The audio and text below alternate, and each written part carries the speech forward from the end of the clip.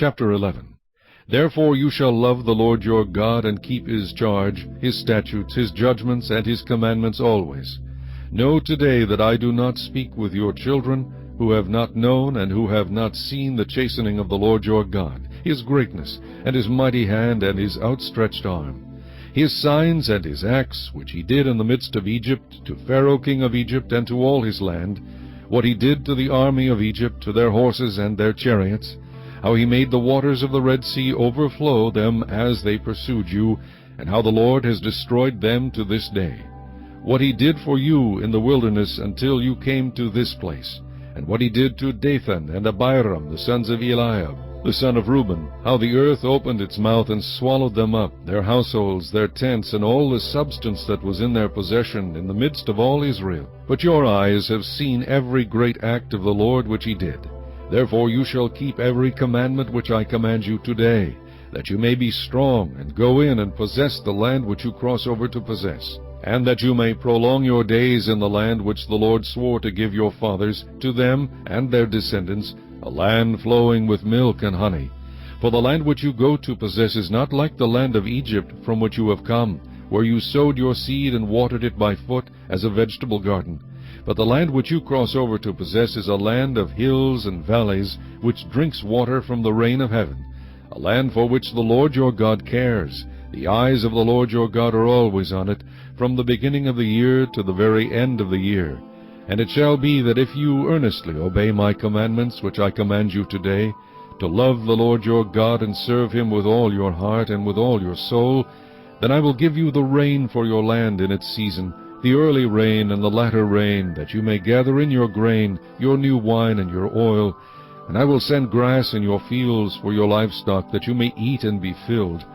Take heed to yourselves, lest your heart be deceived, and you turn aside and serve other gods and worship them, lest the Lord's anger be aroused against you, and he shut up the heavens so that there be no rain, and the land yield no produce, and you perish quickly from the good land which the Lord is giving you.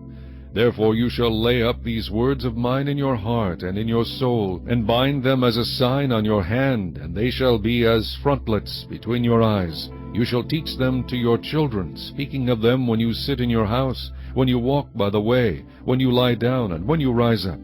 And you shall write them on the doorposts of your house and on your gates, that your days and the days of your children may be multiplied in the land of which the Lord swore to your fathers to give them, like the days of the heavens above the earth.